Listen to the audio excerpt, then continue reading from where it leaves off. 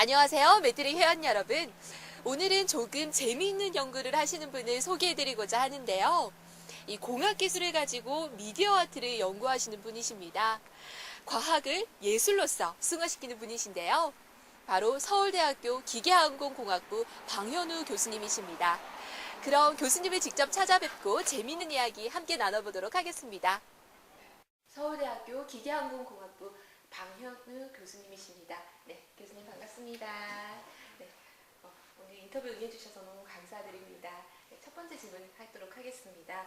지금 교수님께서 하고 계시는 주요 연구에 대해서 간략하게 바로 질문을 예, 간략하게 부탁드리겠습니다. 하는 연구요? 네. 우리 연구실은 이제 이름은 뉴미디어 연구실인데, 뉴미디어 하면 뭐 여러 가지가 있겠지만 우리 연구실에서 주로 미학하고 공학을 융합하는 연구,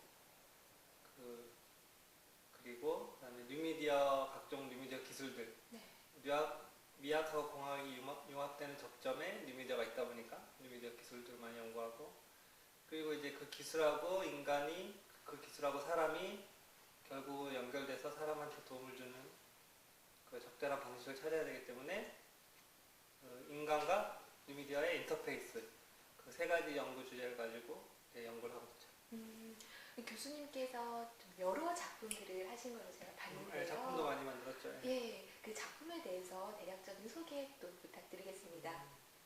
작품들은 이제 아까 말씀드렸듯이 첫 번째 미학과 공학을 융합한 연구를 많이 하다 보니까 그거를 어떤 뉴미디어 아트라는 작업의 형태로 많이 보여주는데, 그래서 전시도 많이 하고, 그렇죠. 이제 뉴미디어 아트라는 형태로 작업을 하고 전시를 하고, 그 학회에서 발표도 하고 뭐 논문도 쓰고 하겠지만 우리 연구실에서 이제 아트웍도 많이 만드는데, 네. 키네틱하게 이렇게 어떤 움직이는 조형물이나 아니면 이제 인터랙티브한 어떤 설치 작업이나 아니면 일반적인 뉴미디어 그 소재를 이용해서 어떤 조형물이나 어떤 어플리케이션을 만들어서, 어플리케이션을 하기도 그렇고 어떤 미디어 인스톨레이션을 하는 그런 형태의 작업들을 많이 하고 있죠. 그럼 그 작업들 중에서 구체적인 그런 작품을 몇 가지만 소개를 해주시겠습니까? 그치, 너무 많아서 이제 몇 시간 강의도 많이 하고 그러는데, 최근에 만든 것들 중에는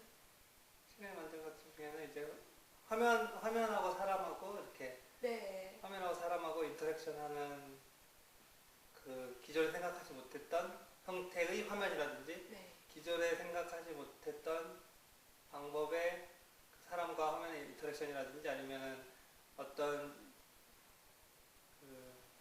미디어가 그 본질이 뭔지, 미디어 에센스가 뭔지를 일반적으로 사람들이 그냥 일상생활에서는 그냥 그 미디어를 굉장히 쉽게 접하면서도 사실 저기에 저런 에센스가 숨어 있었구나라는 걸 모르는데, 그 뉴미디어 아티스트들은, 뉴미디어를 많이 공부하는 사람들은 이게 사람들이 쉽게 넘어가지만 사실은 이런 의미가 들어있고 인간이 이런 걸 지금 사실 했다는 거다라는 거를 가장 단적으로 보여줄 수 있는 어떤 걸 만들어서 찍으시는데, 어떤 논문이 가장 기억에 남는지 그런 거 말이 안 되는 게, 그 모든 논문이 다 한 주제예요. 한 제목이고 한 이야기를 하고 있고, 그렇기 때문에 우리도 마찬가지죠. 이게 그럼 뭐 하나 골라서 얘기하겠습니다. 알겠습니다. 그러면 조금 교수님에 관한 질문을 좀 해볼까 하는데요. 교수님께서는 서울대 기계항공공학부 석학 박사 과정을 마치시고 또 미국의 바로 UCLA 의공학 박사 과정을 마치셨다고 들었는데요. 그 과정을 보면은 특별히 이 미디어 아트에 대해서 배우거나 뭐 공부할 수 있는 계기가 객관적으로 봤을 때는 보이지가 않았어요. 어떻게 이 길로 접어드시게 되셨는지, 어떤 계기로 이 관심을 가지게 되셨는지 궁금합니다. 그게 보면 학교를 다니면서는 배울 수 있는 게 별로 없어요. 학교를 다녀봐야, 예를 들어서 현대자동차에 지금 많이 하는데 우리 학교 학생들은 가서 새로 배우는 게 훨씬 많고, 뭐 학부 석사 이런 거, 우리나라 같은 경우에는 일반적으로 공과대학에서 공부를 하고 석사를 하고 박사를 하고 그런 거는 그냥 자연스럽게 하는 거고, 그렇다고 그 석사 박사를 하는데 많은 노력을 하긴 하겠지만 그렇게 굉장히 많이 뭐 인생을 이렇게 막 희생하면서 하는 것도 아니고 그냥 네. 고등학생들이 학교 다니면서 고등학생이 우리나라 고등학생이 좀 뭘 많이 하나. 근데 우리 학교 대학 그러니까 아까 말씀하신 게 어떤 계기가.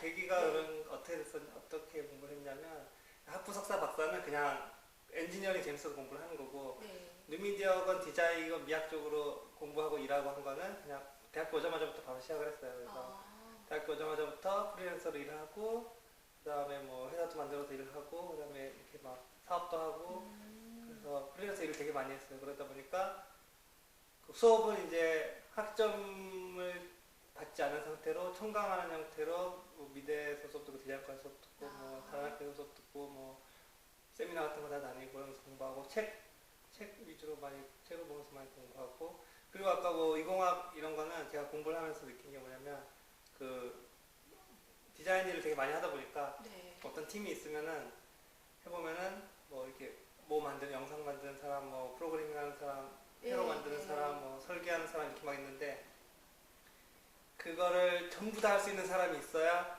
그 모든 사람하고 커뮤니케이션 할 수 있는데 그런 사람이 거의 없고 네. 그거를 할 수 있으면은 굉장히 좋겠다는 생각이 들어서 그러니까 일을 되게 많이 하다 보니까 일을 많이 하다 보니까 아 이런 사람이 필요하구나라는 걸 많이 느껴가지고 공학 중에서도 가장 이것저것 많이 공부해 볼 수 있는 게 무엇인가를 그 제가 공부했던 시절에 생각을 해보니까 의공학이라는 공부를 되게 많이 할 수 있겠더라고요. 왜냐면 의공학은 제가 박사로 주제로 삼았던 것도 그렇고 전자공학도 해야 되고 기계공학 당연히 해야 되고 임플리멘테이션 해야 되니까 네.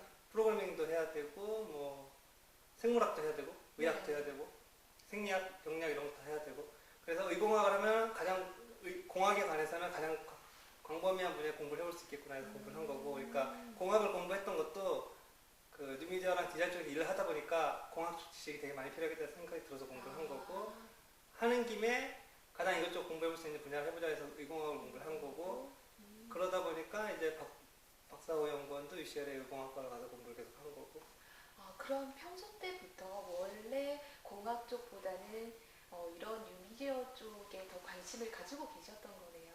아니요 평소 그렇진 않아요 왜냐면 네. 그 이쪽 분야에서 일하는 사람들은 대부분 그 둘의 밸런스가 되게 잡혀 있어요.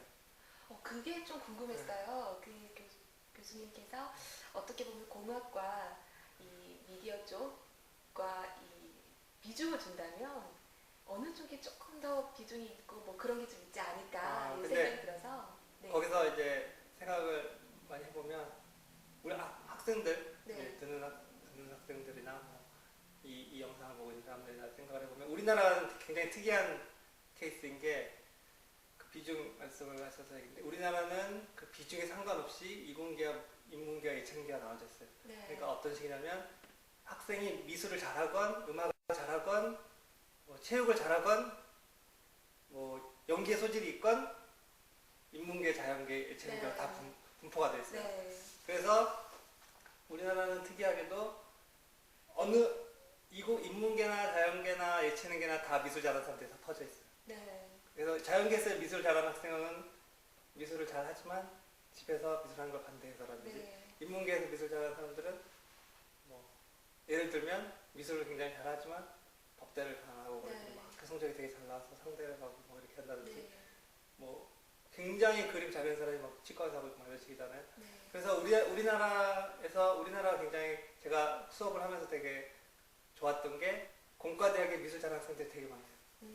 외국 같았으면은 미대를 가야 미술 잘하는 학생을 찾을 수가 네. 있는데 공학 잘하는 사람이 공대 와 있고 미술 잘하는 사람이 미대가 있어서 네. 공대에서 미술 잘하는 사람 찾는 거는 되게 어려운데 우리나라는 골고루 퍼져 있어서 네. 그래서 우리나라 같은 특이한 그 중고등학교 과정. 공교육 체계에서는 네.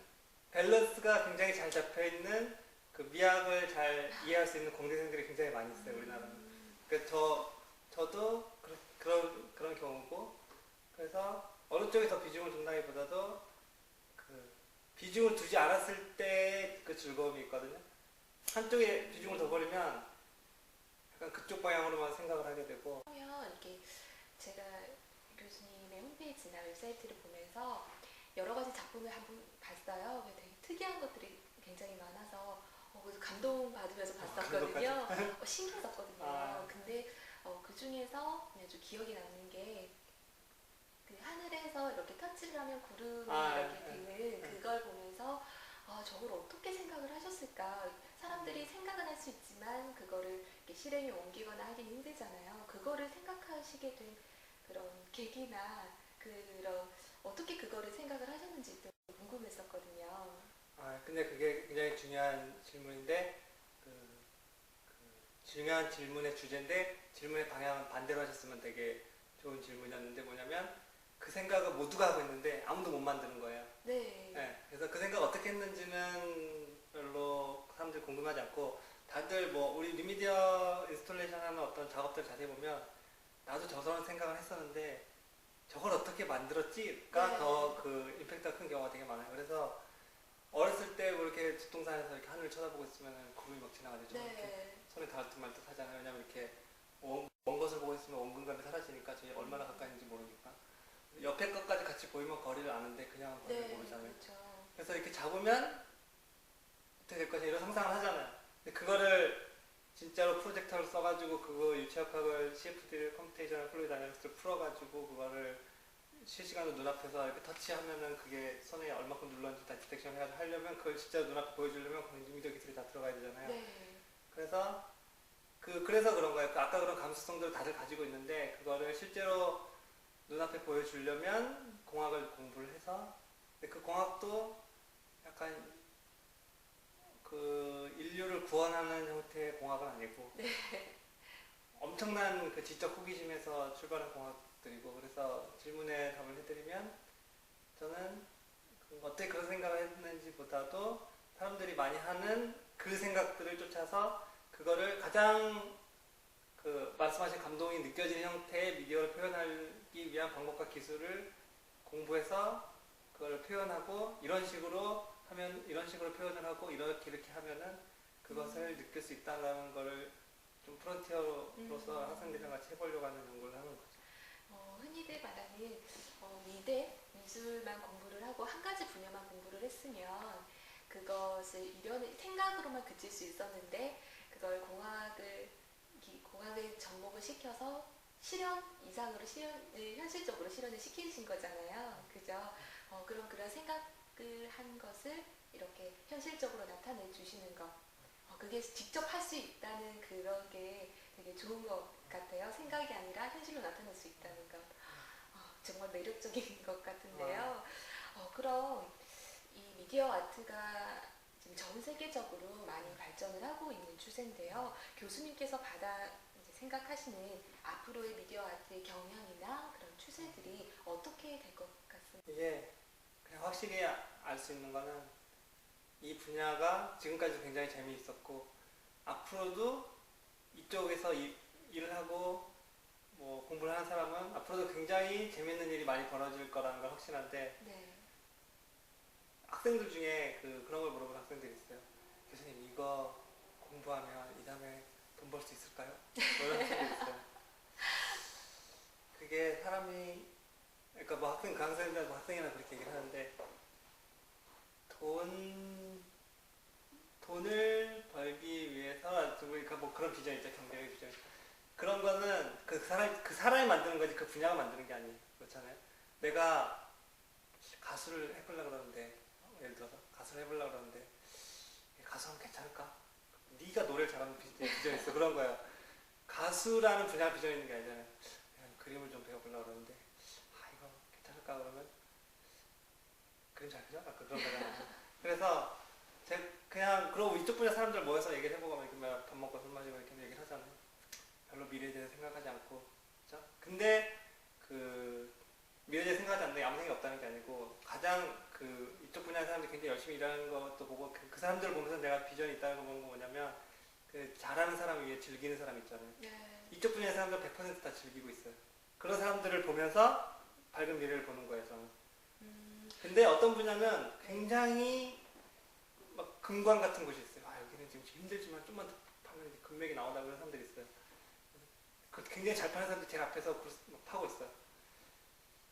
잘하는 것 같긴 한데 즐거워 보이진 않아요. 그런 분야들 있잖아요. 그래서 이쪽 분야는 굉장히 즐기는 사람들이 많이 있고 그래서 문화가 모여서 이게 커뮤니티가 보면은 굉장히 즐거운 상태, 마음이 행복한 사람들이 굉장히 많이 모여 있고 그래서 앞으로도 그 사람들과 같이 이렇게 일을 하고 이런저런 일을 동호회에서 막 벌리다 보면 굉장히 행복하고 재미있는 일들이 많이 벌어질 거라는.